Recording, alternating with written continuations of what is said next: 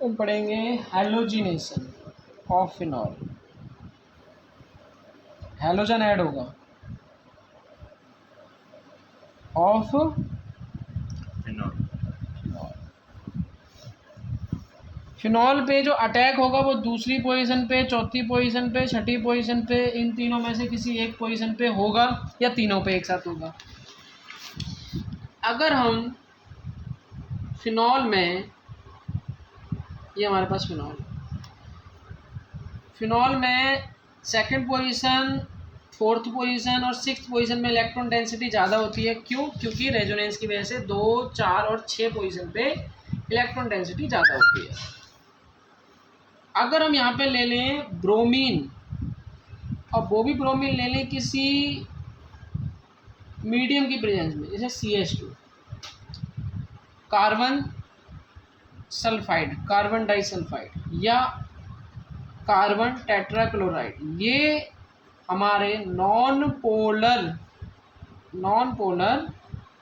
Reagent होते हैं, non polar medium होते हैं। तो नॉन पोलर है मतलब ये पोलरिटी में कुछ भी इंक्रीमेंट नहीं करेंगे। तो जो भी ब्रोमीन अटैक करेगा, मतलब ये खाली एक मीडियम प्रोवाइड करा रहे हैं, अपनी तरफ से कोई पोलरिटी प्रोवाइड नहीं करा रहे। तो जो भी काम करना, पोलैरिटी मतलब नेगेटिव पॉजिटिव चार्ज अपनी तरफ से कुछ भी प्रोवाइड नहीं करा रहे, ठीक है ना, नेगेटिव पॉजिटिव चार्ज प्रोवाइड नहीं करा रहे। तो यहाँ पे तो आ जाएगा अपना OH।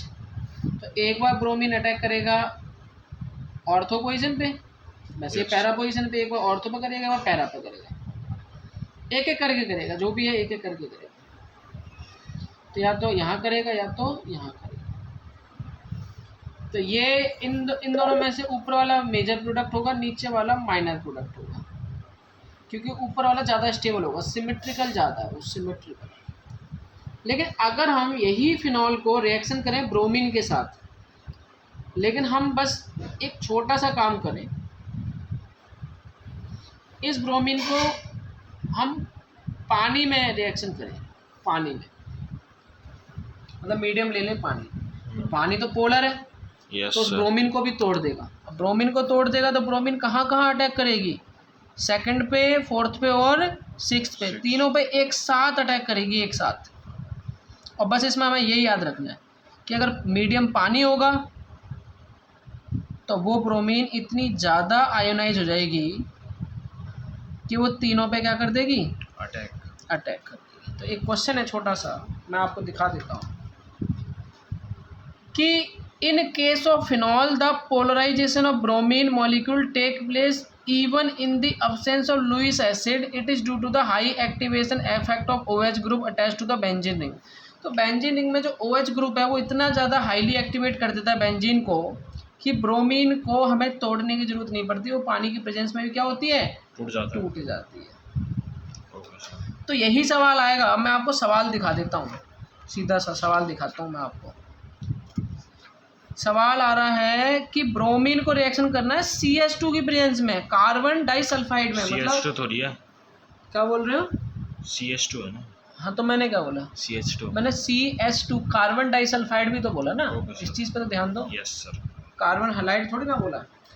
तो जब कार्बन डाइसल्फाइड में यूज़ करेंगे तो या तो ब्रोमीन पैरा पे अटैक करेगा या ऑर्थो पे अटैक करेगा, मतलब एक ही बार अटैक करेगा। लेकिन अगर हमने ब्रोमीन को पानी की प्रेजेंस में यूज़ कर लिया, पानी की प्रेजेंस में, तो वो तीनों पे अटैक करेगा एक साथ। ये चीज़ ध्यान रखना है।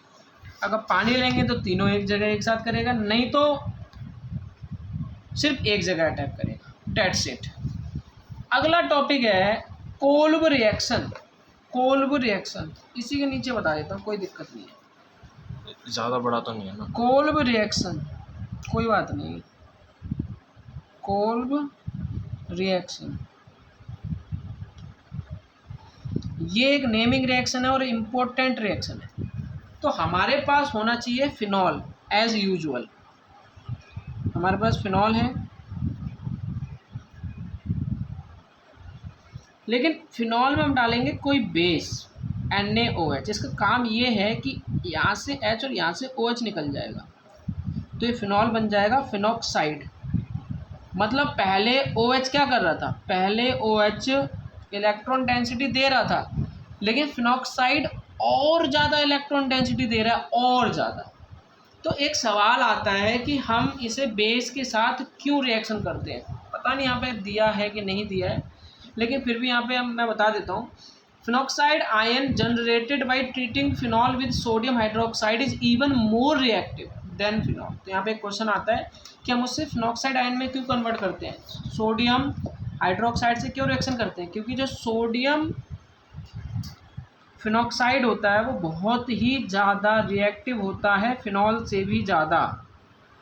तो अगर एक बार वो फिनॉक्साइड बन गया तो वो किसी से भी रिएक्शन कर लेगा, किसी भी इलेक्ट्रोफाइल से रिएक्शन कर लेगा, चाहे वो इलेक्ट्रोफाइल कार्बन डाइऑक्साइड ही क्यों ना हो। तो कार्बन डाइऑक्साइड में अगर कार्बन पे थोड़ा सा भी पॉजिटिव चार्ज होगा और इलेक्ट्रोफाइल पे यहाँ पे बेंजीन पे नेगेटिव चार्ज होगा, तो इस कार्बन के यानी क्या नाम है इसका, कार्बन यानी CO2 के कार्बन पर अटैक कर देगा। और ये बना क्या लेगा, मैं आपको दिखा देता हूँ क्या बना लेगा। तो ये बॉन्ड टूट के ऑक्सीजन पे कौन सा चार्ज आएगा, नेगेटिव, कार्बन पे पॉजिटिव आएगा। बाकी ऊपर ONA तो है ही है हमारे पास, O नेगेटिव Na पॉजिटिव, और यहाँ पर आ जाएगा COO। इस बेंजीन पे एक H था ना, वो H इधर आ गया, तो COOH क्या बन गया, COOH। लेकिन अगर हम अगले स्टेप में इसमें कोई एसिड डाल दें, मान लीजिए HCl डाल दे, तो यहाँ से Na और यहाँ से Cl निकल जाएगा। यहाँ से Na और यहाँ से Cl मतलब HCl निकल गया। कोई एसिड डालना है और बचेगा क्या, बचेगा फिनॉल। क्या बचेगा, फिनॉल बचेगा। फिनॉल में क्या होगा, O, अरे H इधर आ जाएगा ना, यस सर। तो ये OH आ गया और बगल में COOH आ गया। क्या आ गया, COOH। तो ये फिनॉल भी आ गया और COOH आ गया। इसी को हम सैलिसाइलिक एसिड कहते हैं, बहुत ही फेमस एसिड है ये। यही जो है सैलिसाइलिक एसिड एस्पिरिन बनाने में काम आता है, एस्पिरिन बनाने में काम आता है। थोड़ी बात लंबी कर देता हूँ। अगर हमारे पास सैलिसाइलिक एसिड है, ये है हमारा सैलिसाइलिक एसिड,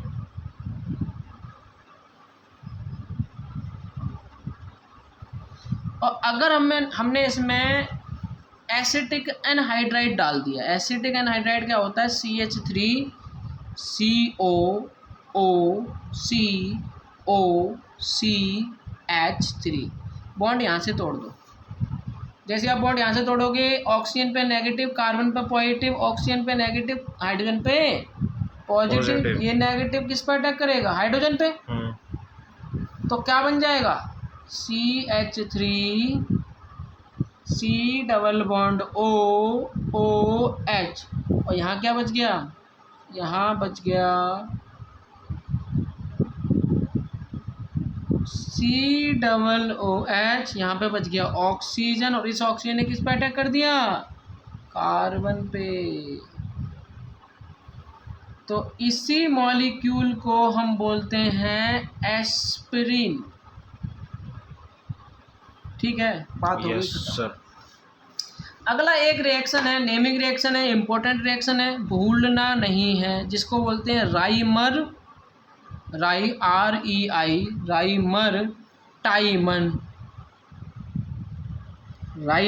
टाइमन रिएक्शन।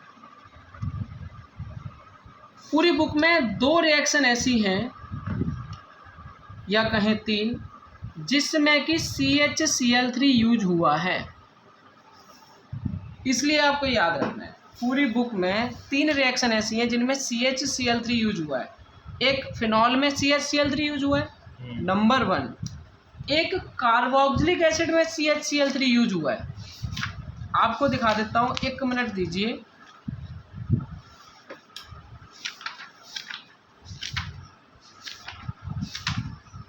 इसको हम देखो, ये रहा नंबर 2 CHCl3, इसमें निकल रहा है, इसमें निकल रहा है।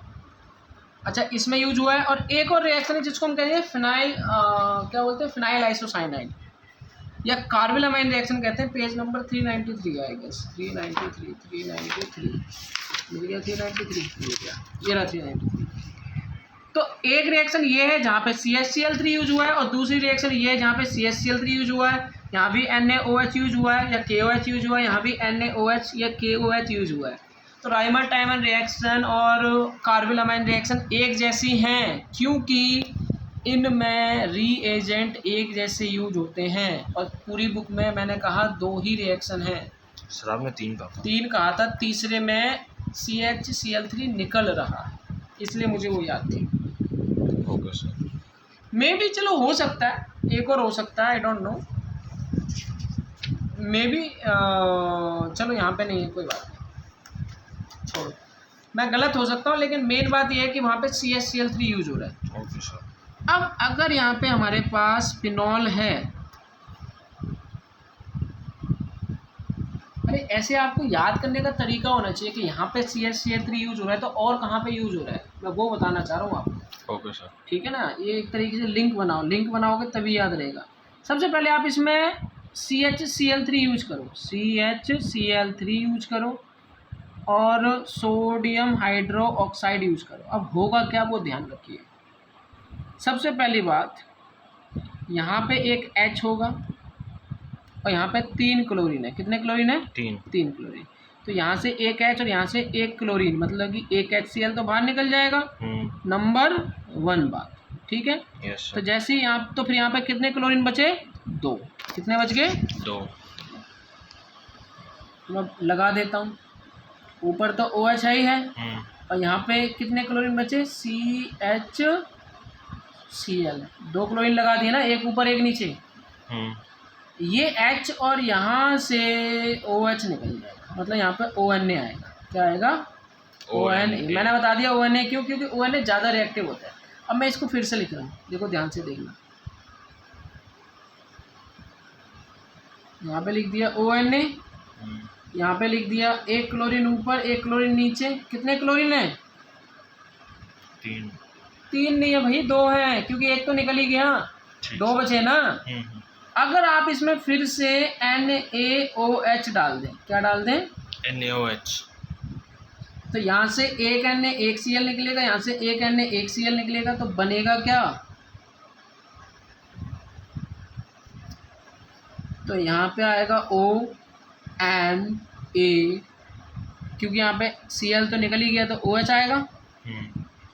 OH ही तो बचा। Yes sir. और यहाँ से Cl और Na निकल गया तो क्या बचा? OH, और नीचे क्या बचा? H। अब यहाँ पे फोकस करो, यहाँ से H और यहाँ से OH निकल गया, क्या निकल गया? पानी। तो क्या बनेगा?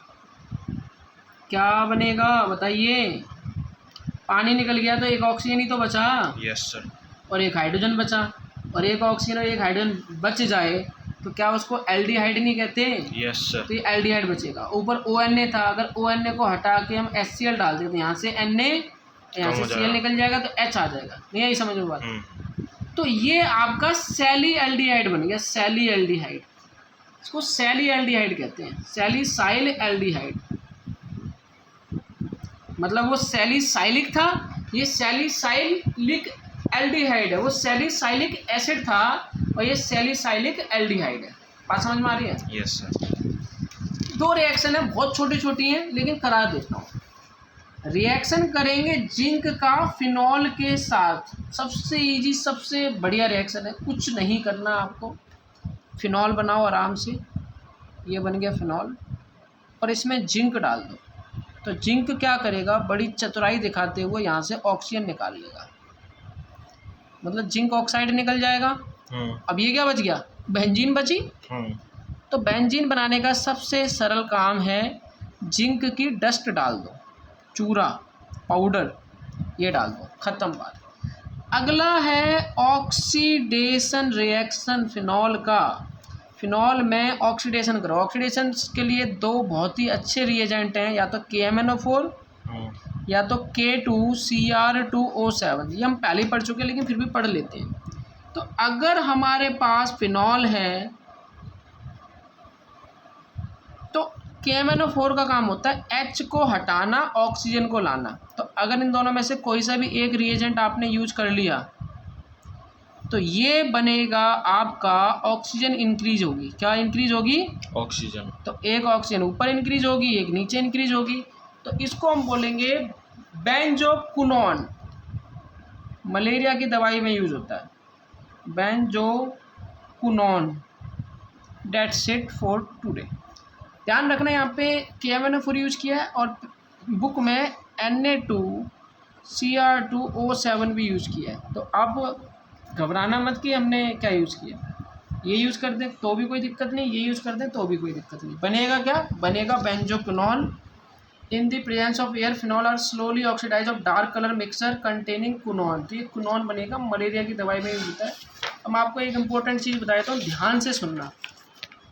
कोलवेज रिएक्शन हम कर लेंगे, राइमन टाइमन की रिएक्शन कर लेंगे, कर लेंगे ना। यस और ट्रीटिंग फिनॉल, फिनॉल को क्लोरोफॉर्म, क्लोरोफॉर्म का मतलब क्या होता है, CHCl3 और CHCl3 दो बार यूज हुआ है सिर्फ, एक यहाँ पे और एक कार्बिलमाइन रिएक्शन में। तो ये कार्बिलमाइन रिएक्शन तो है ही नहीं क्योंकि वहाँ पे एनिलीन है, लेकिन यहाँ पे फिनॉल है। तो ये रिएक्शन है कौन सा, राइमर टाइमन रिएक्शन ही है। ये दो बार पूछ लिया गया है, दो बार।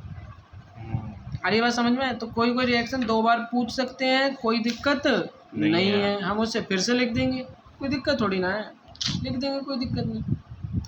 तो this is the Rymer टाइमन reaction, Kolbe's reaction, बस ये दो रिएक्शन थे। कोलवेज कर लिया, राइमर टाइमन कर लिया और ये कर लिया। That's it for today. लगभग फिनॉल की रिएक्शन हमारी ख़त्म हो गई। अब हम करेंगे ईथर के बारे में अगली क्लास में, ठीक है। Yes sir. Camera man.